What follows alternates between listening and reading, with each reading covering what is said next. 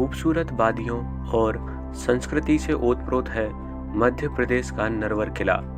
शिवपुरी जिले से 30 किलोमीटर दूर और ग्वालियर से तकरीबन 90 किलोमीटर दूर यह किला काली सिंध नदी के पूर्व में विंध्य पर्वतमाला पर 500 फीट की ऊंचाई पर बसा हुआ है। पूरा किला 8 वर्ग किलोमीटर के दायरे में फैला हुआ है। कहा जाता है कि यहाँ एक पुराना सैन्य निर्माण था, जिसका 10वीं शताब्दी में कछवाहा राजपूतों ने इस क्षेत्र पर अपना अधिकार होने के बाद पुनर्निर्माण कराया था। आज से लगभग 200 वर्ष पहले दिल्ली पूना राजमार्ग का यह प्रमुख नगर था।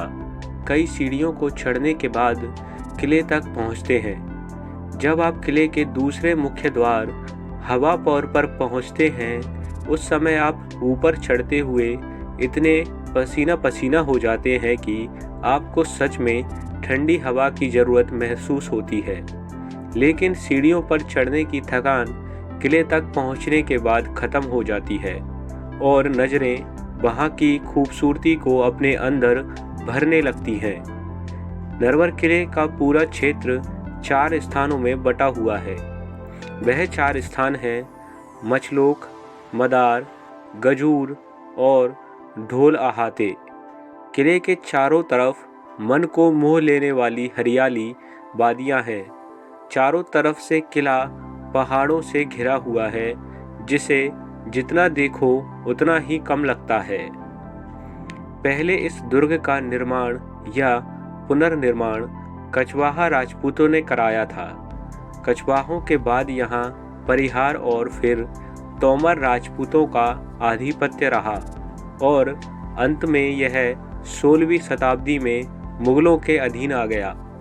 किंतु इस पर से राजपूत शासन चले जाने के कारण आसपास के राजपूत सरदारों और जमींदारों ने स्वयं को स्वतंत्र घोषित कर दिया। जो राजपूत सरदार पहले से ही स्वतंत्र शासन कर रहे थे, वे भी शक्तिशाली थे। उनमें एक बड़ी और शक्तिशाली जमींदारी रायपुर रही, जिस पर पवैया राजपूत चौहानों का आधिपत्य रहा।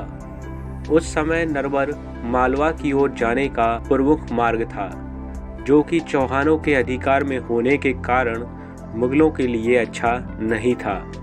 मुगलों के अनेक प्रयासों के बाद भी वे कुछ न कर सके। मुगल चौहानों तथा अन्य शक्तिशाली राजपूत सरदारों के कारण कमज़ोर हो रहे थे। नरवर राजपूतों का राज्य रहा, इसलिए राजपूत सरदार पुनः उस पर राजपूत शासन चाहते थे। रायपुर के चौहान निरंतर अपनी सीमाओं का विकास कर रहे थे और शक्ति में वृद्धि कर रहे थे और संभवतः चौहान जल्द ही नरवर पर अधिकार कर लेते। किंतु कालांतर में 19वीं शताब्दी के आरंभ में यहाँ मराठा सरदार सिंधिया ने अधिकार किया और चौहानों से रक्षित करने का प्रयास किया।